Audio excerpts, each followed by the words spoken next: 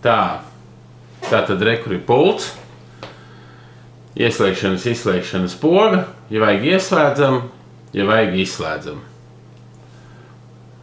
Jaunam kondicionierim parasti ir automātiskais režīms stāv, bet, ja gribam dzēsēties vai gribam sildīt, nospiežam ar mūdu palīdzību, ar opcijām, paspiedīsim nākošo. Tātad šobrīd ir automātiskais režīms, spiežam tālāk. Dzēsēšanas režīms te ir, sausināšanas režīms te ir, tikai ventilators un sildīšana. Liksim atpakaļ uz automātiskais un liekam dzēsēšana. Ar bultiņām uz augšu, uz leju ar bultiņām. Uzstādām nepieciešamo temperatūru 17, 18, 19, 20 grādu. Un principā viņš darbosies šobrīd dzēsēšanas režīmā. Ja gribat rudenī sildīties, paspiežam tālāk ar dry, preku parādījās ar kakala modu, fan un sildīšana. Atstājam šī režīmā un atkal ar pultiņu varam regulēt temperatūru bultiņām uz augšu, uz leju.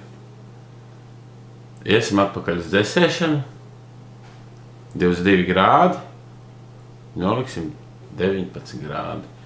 Tālāk, kas mums ir fan, tātad tas ir motora ventilātora apgrieziena skaits, reizē ar to arī, jo lielāki apgriezieni būs ventilātoram, jo lielāks troksnis būs.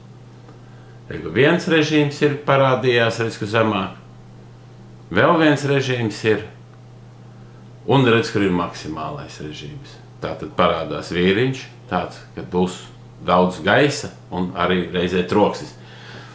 Bet redz, kur ir arī automātiskais režīms šī gadījumā, kad viņš pats regulēs ventilators pēc nepieciešamās temperatūras. Ja vajadzēs, viņš piegriezīs vairāk, ja nē, tad viņš pats samazinās ātrumu.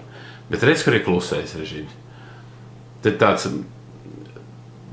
var redzēt tā kā tāda nosvītrot. Tas nozīmē, ka jums strādās ventilators ļoti klusu. Tātad redz, kur arī ir augstāk, kur ir ekonomiskais un turbo režīms. Tātad, ja jūs spiežat ekonomisko režīmu, tad viņš jau automātiski pāriet uz kluso variantiņu. Un turbo režīmā jūs pamanīsiet, ka pārslēdzās uz maksimālo. Tātad šī gadījumā viņš strādās ļoti daudz dzēsēs un skaļi. Spiežam šito, viņš atgriežās uz kluso režīmu, un ar to jums arī pietiek. Tātad turbo un eko variants. Redz, kur ir lāpstiņi zemāk, tātad kondicionierim ir lāpstiņas, kas viņu uz augšu, kas gaisu cirkulē uz vienu, uz augšu, šī gadījumā šitā lāpstiņa, kas regulēs uz augšu, uz leju, mēs viņu nospiežam, un lāpstiņa jūsu kondicionierim staigās uz augšu, uz leju. Nospiežam vēlreiz, viņa apstāsies tajā vietā, kur jums vajag. Tāpat iekšā ir vēl viena lāpstiņa, kas griezīs pa labi, pa kreisi, un arī tāpat nospiežam. Skatāmies, ka lāpstiņi sāk kustēties, un sagaidām to mirkli, kur mums vajag, lai vairāk nepūš virsū, un nospiežam to pašu podziņu atkal. Viss. Option, tas ir operācija poga, kas vada iekšā papildus informāciju, ja jums vajag nepieciešami timeri, automātiski pats izslēgsies, ieslēgsies, bet šī gadījumā lietojiet pašas, tad informāciju lietojiet pēc grāmatas. Paldies!